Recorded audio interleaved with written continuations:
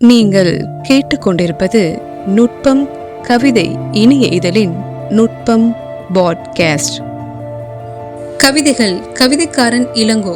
வாசிப்பு ரேவா.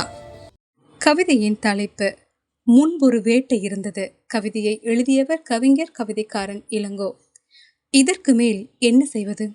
அடைப்பட்ட வாசலில் மீதமிருந்த சுவடு கனவில் தினம்தோறும் படிந்து மீள்கிறது.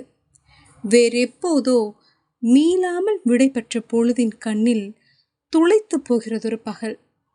பழைய கண் எனில் இரவின் புறவாசலில் காத்திருக்கவும் செய்வேன். ஒரு வீண் பழித்தலை இருவழி காரணங்களோடு புதைக்கும் புல்மேட்டில் புதிய மாடுகள் மேய்கின்றன. பசியறியா மொழியை துவண்டிடச் செய்யும் இடைவெட்டு கட்டளைகளை காபந்து செய்வதற்காக ஒரு கள்ள துப்பாக்கியை நீட்டுகிறேன் என்னை நோக்கி. சாவுக்கான புல்லட் சாம்பரில் நுழைவதை எண்ணி கேட்ரேஜில் திணித்து பார்க்கிறேன் உனக்கு பிடிக்காத ஒரு கெட்ட வார்த்தையை.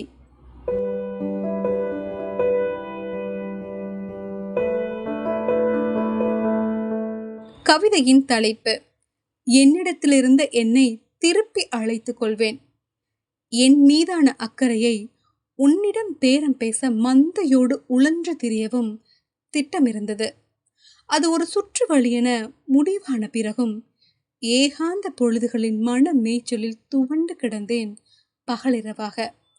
ஒப்பந்த காலத்திற்கான ஒரு வழிப்பாதையை அறிந்து கொண்ட போதும் சீழ்கை அடிக்கும் காற்றின் கரங்களை பற்றி கொள்ள துணிச்சல் வரவில்லை. தூர புள்ளியில் போய்கொண்டே இருக்கும் உணவிருப்பை கவனத்தில் பதிந்து வைத்திருக்கும் சொற்கூட்டத்தில் பழைய வாசனையை சுரண்டி எடுக்கும் கணத்தில் என்னை திரும்பி பார்த்தாய். பக்கவாட்டு நெற்றி போட்டில் புதிதாய் முளைத்திருக்கும் கொம்புகளின் நுனியில் எப்போதும் வந்தமரும் அண்டங்காக்க இரண்டும் ஜோடி போட்டுக்கொண்டு கோரசாய் எனக்காக எக்கி உயர்த்தும் குரலில் எதனையோ அடையாளங்காண நீ விரும்பியிருக்கலாம். முடிந்தால் உன் இரவின் சாளரக்கதவின் கீழ் விளிம்பில் கண் வைத்திரு.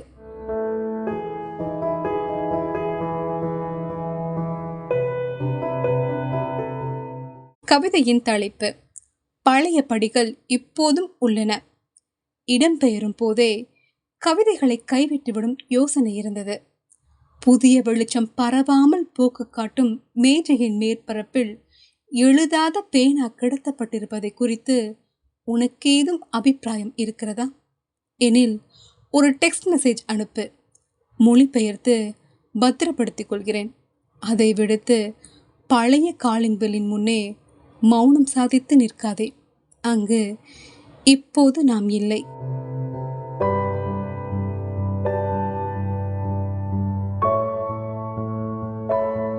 கவிதையின் தலைப்பு 100 அடிச்சாலையின் கேரிகேச்சர்.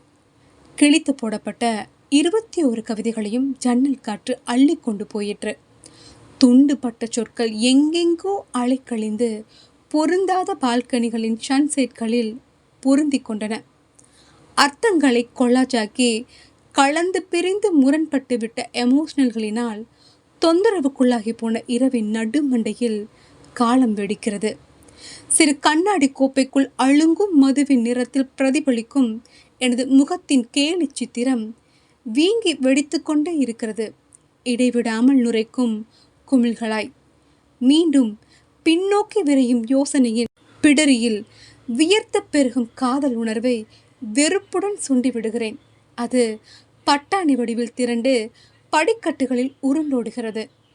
முந்தைய அவமானத்தின் உயரத்தை நிராகரித்தபடி காரிடாருக்குள் பிரவேசித்து தரிகட்டு சாலைக்குள் பாய்ந்து தன்னை மாய்த்து கொள்ளும் முடிவோடு.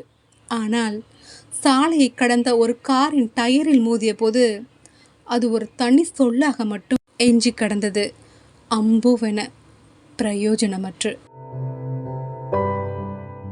கவிதையின் தலைப்பு குறியீடாகாத வேறொரு பயணம். இல்லை என்றாலும் ஒப்புக்கொள்ள பழகிவிட்டபடியால் எனக்கு முன்னரே வந்து காத்து நிற்கிறது. குறைபட்டு கொள்ள இன்னும் பெறப்படாத முத்தமோ அணைப்போ இருக்கக்கூடும். முந்தைய காலத்தின் புறவாசலை நினைவிருக்கிறதா? அங்கொரு தனிமையை மண்ணில் ஊன்றி வைத்தேன்.